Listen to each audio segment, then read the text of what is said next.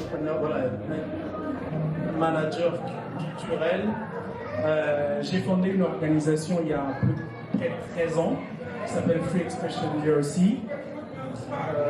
Voilà, c'est une organisation qui a pour but de développer des projets sociaux et plus éducatifs à travers la culture et les arts.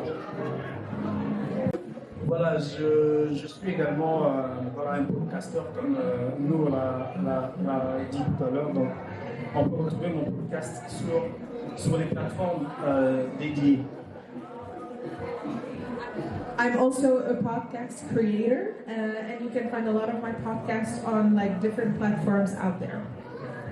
Ouais, maintenant on va au vif du sujet. Voilà, je vais parler de l'histoire du mouvement hip-hop. Voilà, comme vous voyez dans les images là-bas, moi je viens d'un grand pays qui s'appelle le Congo. À l'époque, ça s'appelait le Zaïre. Et dans les années 70, voilà, on a eu un président qui s'appelait Mobutu qui avait des bonnes ambitions à la base. Je te laisse ça, comme ça tu interprètes. First, I would like to tell you that I come from a very big country that was known as Zaire. I don't know the English word, but now is known as the Democratic Republic of the Congo. In the 50s, we had a president, his name was Mobutu, and he had really good ambitions for the country.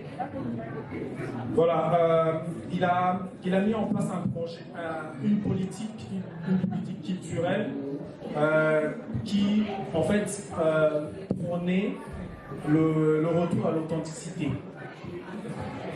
He had a cultural policy that tried to promote going back to authenticity and ethnicity.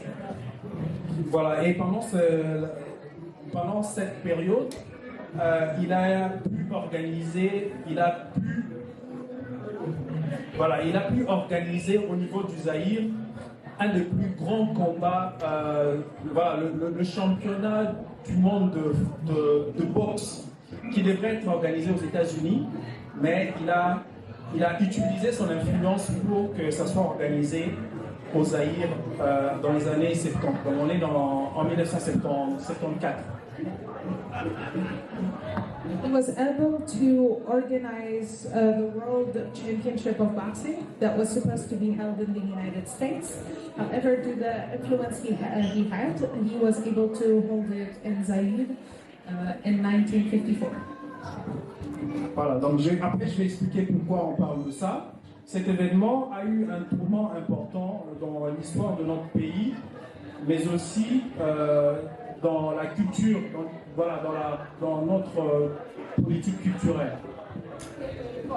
You might be wondering why this event was so important. Well, it's very important to our cultural history because this was a very big event for us, and I will talk more about it in a bit.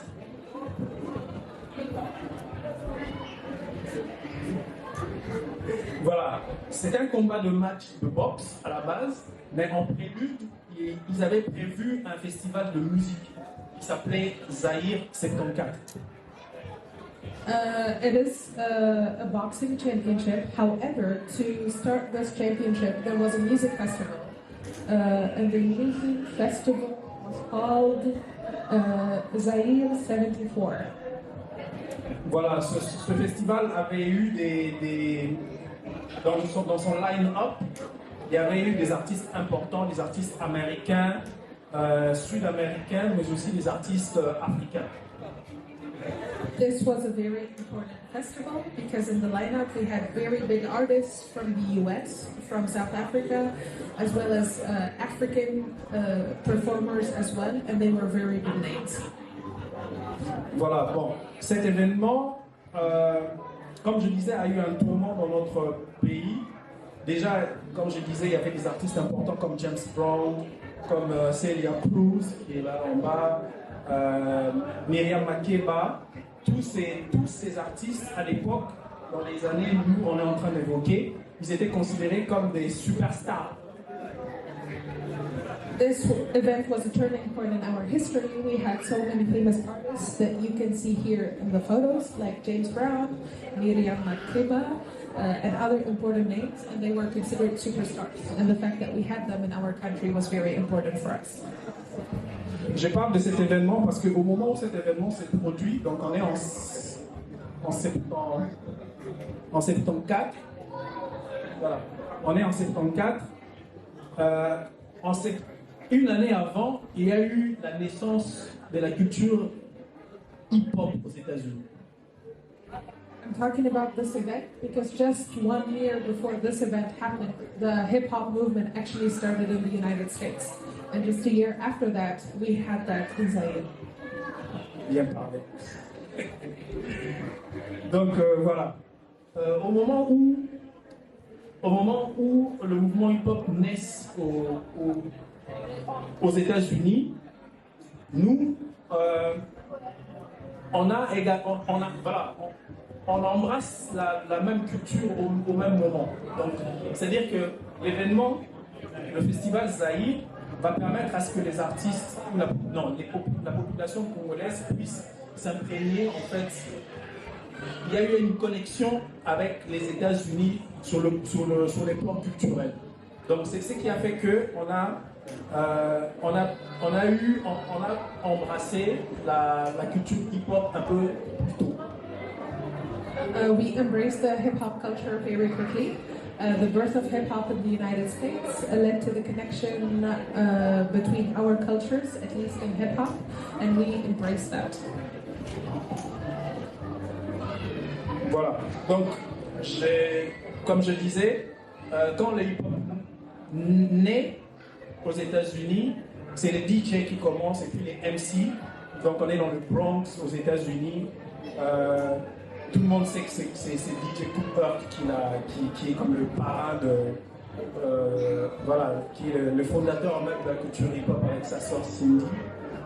Voilà, quand il commence le mouvement aux États-Unis, avec le DJing, nous, au Zaïre, un peu au début des années 80, voilà, fin des années 70, on a aussi le DJing qui commence chez nous au Zaïre. When the movement started in the US, it was DJs and MCs in the Bronx, in New York and USA, and everyone knows that it was DJ Kool Herc, who started this movement. He was considered the father of hip-hop, and we're here where the timeline is now. We're talking in the late 70s, early 80s, and for us, that's also when we started around the same time in Zaire.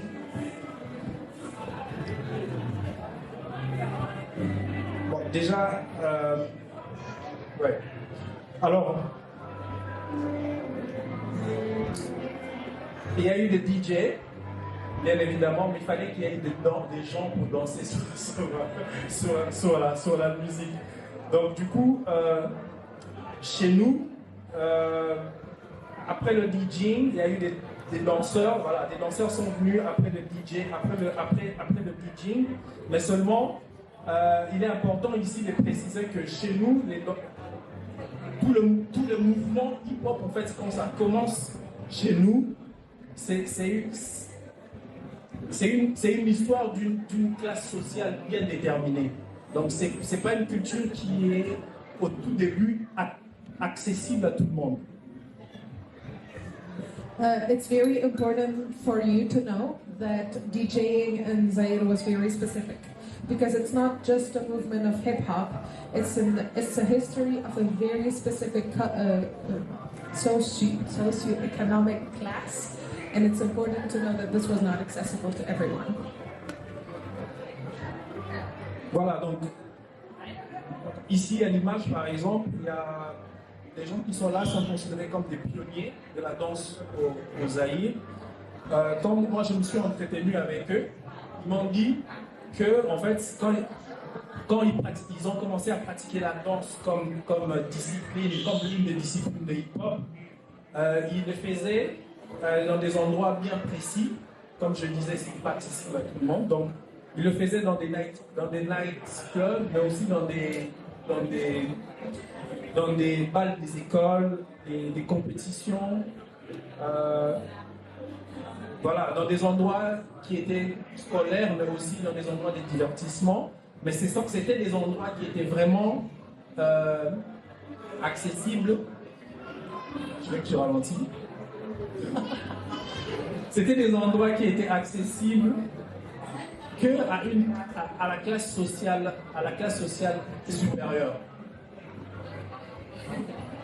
The dancers who started, because it's not only about the DJs, but it's also about the dancers. Dancers you see in the photos, you see their names here, are considered the pioneers of hip-hop movement in Zaire. When I was interviewing them, they told me that they saw hip-hop as a discipline, and they could only practice it in very specific places, like nightclubs or maybe within competitions. Or within like educational buildings or buildings that were meant for entertainment. These buildings were accessible only to higher class people, and accessing hip hop was not something that was easy for everyone to do. Voilà, donc voilà le style qu'on avait à l'époque, pour les gens qui connaissent la culture hip-hop, il y avait les Smurfs, il y avait le looking, le breakdance, le disco robot et après le chicken dance qui étaient des styles un peu qui étaient au début. To name some of the few styles, for those of you who are familiar with hip-hop, I'm going to read them from the list because I'm not familiar. There is Smurf, looking, breakdance, disco, robot disco, and there was something called chicken dance. And all of these were very famous styles at the time that we had, and you can see also in the photo that some of these people adopted these styles. Voilà, après, il y a des rappeurs qui commencent à... En fait, tous les danseurs, en tout cas la majorité des danseurs dans les années 80, au début des années 80, vont, au fil du temps, la majorité vont se convertir, ils vont devenir des rappeurs. We're still talking about the early 80s here, and now we see that those dancers actually moved to become the first rappers in the country. Voilà, donc c'était pas non plus facile, parce que c'était un mouvement qui était pratiquement incompris, vu qu'il y avait très peu de gens qui avaient accès à ce mouvement. Donc les gens qui faisaient, qui dansaient ou qui faisaient du rap, c'était des gens qui ont connu beaucoup de difficultés. Ils avaient par exemple pas accès à des scènes comme d'autres genres de musique par exemple, parce qu'il faut savoir qu'on a une grande culture qui est déjà imposée au pays, qui est la rumba congolaise et le ndombolo.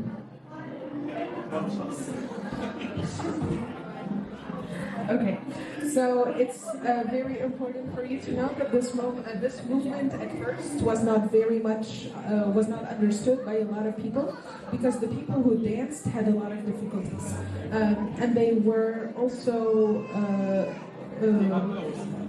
including rappers, not just hip hop people. They had a lot of difficulties, and they did not have the chance to access other stages that other people had access to, and different genres of music as well had access to, because the other genres of music were imposed on the country. They did not come from the country, and some of these genres include la rumba, Congolese rumba, and Mokbulu, Kombulu. I hope I'm saying that right. Yeah. Voilà, mais je pense que c'est important que je précise ici,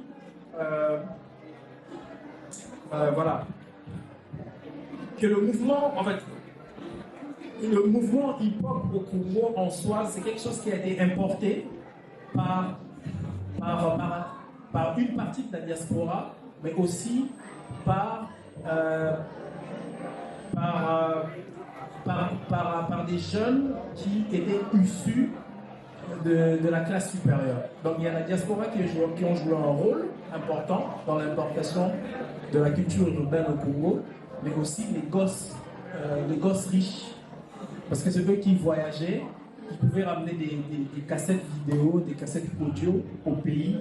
Et comme ça, les gens pouvaient écouter, copier, et c'est comme ça que ça s'est répandu.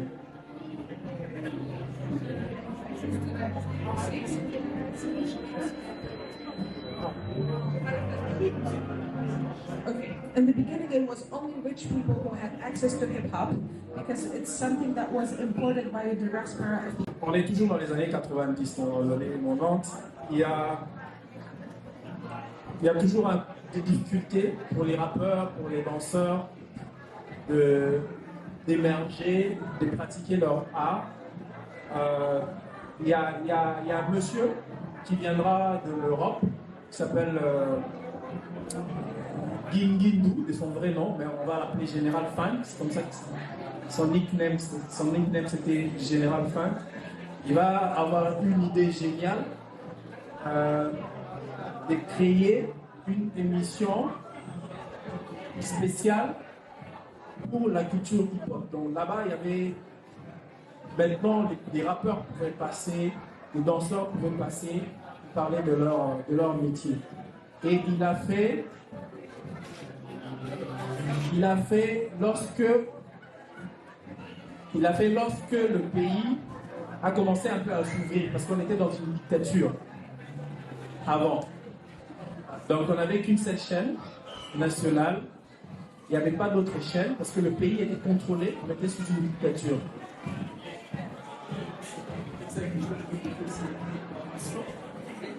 Now we're moving to the 90s. It's still very hard to spread this culture. Then we have this guy who came from Europe, and his name is Gangnam Boo. Okay, but his nickname was General Funk. His idea was to start a TV show on hip hop, and he had dancers, he had performers, he had rappers, he had all sorts of people come and talk about their job. But it's also important for you to know that this came at a time when the country started opening up, because before then we were a dictatorship and everything was controlled by the government. And you can tell by having only one media channel what that says about our government in the past.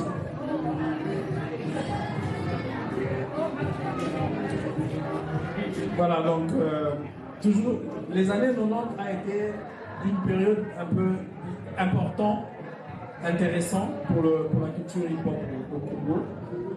Donc il y a à travers l'émission de Monsieur, il y a eu une prolifération de la culture hip-hop. Prolifération, tu sais ce que ça veut dire? So these years were very interesting because through this show, this is when you start noticing hip-hop movement actually spreading through the country, the different media channels. Au même moment, toujours dans les années 90, on a eu le premier groupe féminin du rap.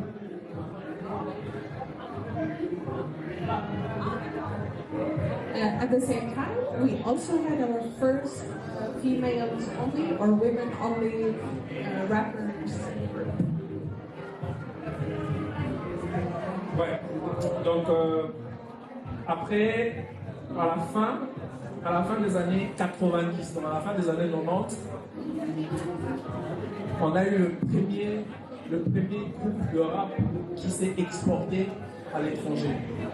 Donc ils sont partis pour jouer en Belgique. C'était le premier groupe de rap qui a eu à voyager et à être exporté à l'étranger. Le groupe s'appelait Street Sound. Street Sound. At the end of the 90s, we actually had the very first group who managed to export their music outside, and they had a concert in Belgium. But they managed to also go to Ouais. Voilà. Voilà, au début des années 2000, on descend, parce qu'en fait on avance. Au début des années 2000, voilà, on aura des artistes. Voilà, le mouvement a émergé. C'est quelque chose qui est devenu maintenant accessible à tout le monde. Déjà dans les années 90, c'était devenu accessible pratiquement. à tout le monde à travers le média et tout ça.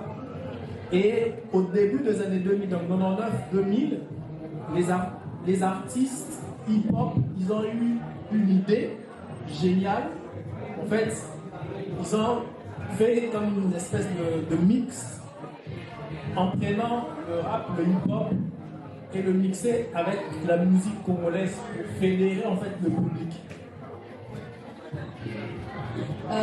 Now we're moving to the 2000s. Now hip hop is very, this is the beginning of the 2000s where hip hop has become accessible to everyone. You should know that in the 90s there was already some sort of accessibility, but in the early 2000s we're talking about really big sense of accessibility. Hip hop artists had this amazing idea to have a hip hop rap Congolese mix of music. Voilà, c'est une époque, moi je qualifie de la démocratisation du hip-hop. En fait, les artistes, ils ont démocratisé ce mouvement. C'était devenu accessible à tout le monde. Ils ont créé des styles, ils ont fédéré le public. Du coup, c'était plus une affaire de... En fait, toutes les classes sociales étaient incluses dans ce mouvement. Tout le monde pouvait écouter la musique et pratiquer le hip-hop. Et c'était une période, c'était l'âge d'or en fait du mouvement hip-hop du Congo.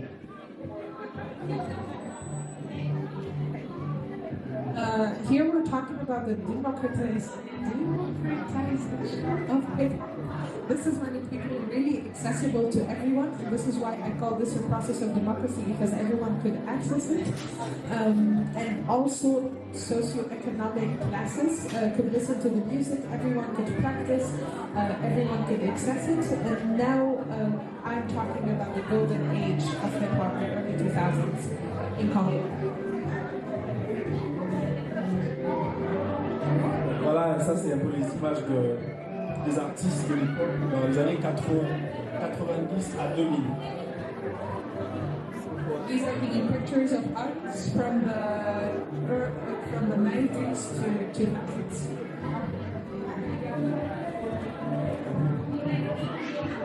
Voilà, on va parler un peu de R&B.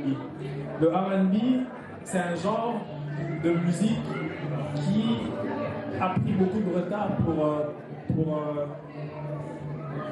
intégrer au Congo. En fait, après je vais m'expliquer. Now I'm going to talk about R&B. R&B is a genre of music that was very late to be integrated into Congolese society, and I'll explain why. Voilà. Pourquoi le R&B est arrivé un peu en retard? Donc, comme je disais, on était dans une régime dictatoriale. Vers les années 90, le président qui était en place, déjà il faut signaler qu'il avait fait 32 ans au pouvoir. Now, to explain, you should know that, again, we were a dictatorship, and in the 90s, the country had been in power, the president had been in power for 32 years.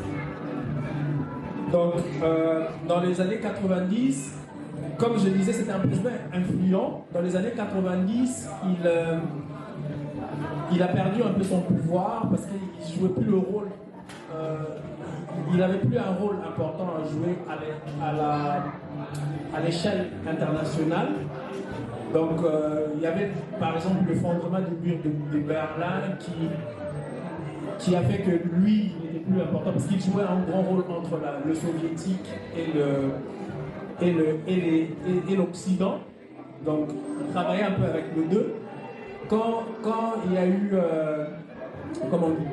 quand il y a eu le fondement du mur de Berlin, donc il y avait plus la fin de la guerre froide en fait, il n'était plus important. Tous les dictateurs, en tout cas à l'époque de l'Afrique, ils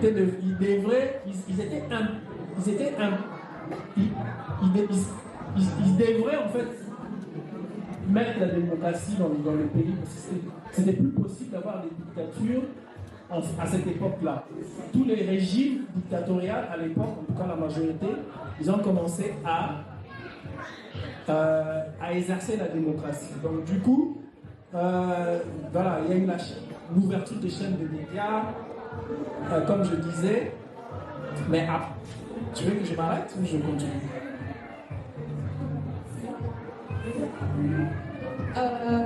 So this president, he lost power in the 90s because he had no role to play. A lot of African leaders in the 90s served as mediators between the Soviet Union and the West. And when the Berlin Wall came down in 1989, a lot of these leaders had no role to play anymore, and it was no longer possible for them to maintain a dictatorship because there was no sense in having a dictatorship, and everyone was pushing for democracy in different African countries. And because of that, suddenly we see an openness in the media, and we have a lot of TV channels that are starting after the fall of many dictatorships and the loss of power for a lot of presidents in different African countries. Voilà, donc lui, il a à un moment, voilà, il a ouvert l'accès aux chaînes, aux médias. Tout le monde pouvait, voilà, les chaînes étaient, on avait beaucoup de chaînes de télé. Et après, à un moment, on a eu une crise au pays. Donc, il y a eu des protestations, des choses comme ça. D'ailleurs, c'est ce qui a amené qui change un peu sa politique. Donc, à cette époque-là, il a encore interrompu les chaînes étrangères. Et en ce moment-là, c'est la période où le R&B commençait en fait à prendre la place au pays, mais à cause de cet arrêt des médias, ça a fait que le R&B a pris du retard pour s'intégrer en fait, pour avoir une place au sein de la population. En fait, les gens ont eu du mal à comment on dit, le R&B a eu du retard en fait pour sa promotion en fait. Donc les gens ne pouvaient n'a pas pu en fait avancer au même moment qu'aux États-Unis avec le R&B. Parce qu'il y a eu un stop de médias. So in this time we had a lot of protests. The country was in a crisis. Even though we had open TV channels and things like that, all of a sudden all of the foreign channels were stopped in the country and they were banned. And that's why R&B did not have the same success as other hip-hop genres did. Because all of a sudden there was no promotion of R&B due to the closure of the different foreign media channels that we have in the country. I'm just going to turn down the microphone sound because it keeps echoing.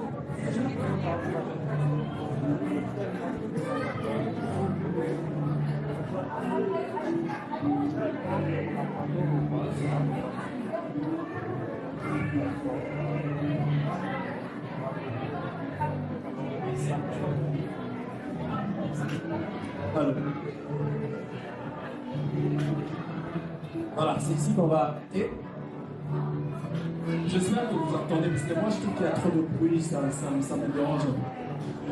I hope you can hear because I feel like there's a lot of noise around us. Ouais. Bon, alors on va shooter. Là, il y a la nouvelle génération. Les hip-hop s'installent, s'imposent. Les artistes hip-hop ont pris beaucoup de place chez les jeunes. Les artistes, les rappeurs en particulier, commencent à participer dans la vie politique. Ils commencent à avoir des débats, ils commencent à exploiter des thèmes de société et à être engagés dans leur musique pour le pays. With the new generation hip hop, bigger artists are now very big for young people, and these young people are participating in politics, they are participating in human rights, they are addressing societal issues, and they are trying to address these societal issues through their music, through hip hop, and they are engaging in all of these discussions and debates through their music. Il faudrait que je signale que le dictateur, Fatou Mobutu, il est parti, il a été déchu en 1997. En 97. Il y a eu un groupe rebelle qui a pris le pouvoir et lui il était parti en 97. I would like you to know that the president who was a dictator was overthrown in 1997 by the Voilà. Donc, c'était genre fight the power, black power, etc. Aujourd'hui, les gens qui avant le hip-hop, le rap, est-ce que l'unité au fait est-ce qu'il y a juste une méthode de divertissement ou vous savez aussi le sens de post-colonialism? I asked him, I said, in the United States, they started as a fight the power movement, bringing back that power to black people, etc. So I asked him what that means for Zaire or Congo, what kind of like identity comes from hip hop and rap. Merci pour la question. Je pense que c'était un peu le deux. Je pense que c'était les deux. Pourquoi? Parce que déjà, le premier groupe Fatima CIA ici, leur première chanson, non, une des chansons qui les a fait connaître s'appelait Septembre Noir. D'accord? Septembre Noir, c'est une chanson qu'ils ont fait pour dénoncer un événement majeur qui s'est produit au pays lorsque le pays était sous la dictature. Donc il y a eu comment dire, incursion, il y a eu un pillage, il y a eu une révolution. Les militaires, ils n'étaient pas payés, le pays était économiquement mal. Les militaires, ils ont pris des armes, ils ont commencé à piller des entreprises, des boutiques, ils ont vandalisé. Tout le pays était en crise. Les militaires, ils ont organisé un pillage, ils ont pillé tout le pays avec les armes dans les mains. Donc, ce groupe de rap, ils ont fait une chanson pour dénoncer justement la politique qui a amené à cette situation à l'époque. Donc, du coup, je faisais un peu le deux. Before we passed, the first group that we talked about, Fatima, had one of their major songs in this period, and it's called Black September. And Black September is a reference to an event that happened in Zaire that was related to a small revolution that happened with the military. The military were not paid, and so they took up their arms and they vandalized the streets, they vandalized shops. They also fought with other people. And the whole country was in crisis. And the country stopped functioning, and that's why it's called Black September. And so this group, they also had a song about that to denounce the situation that led to Black September. So when rap started, it was a little bit of both, or when hip hop started, it was a little bit of both entertaining.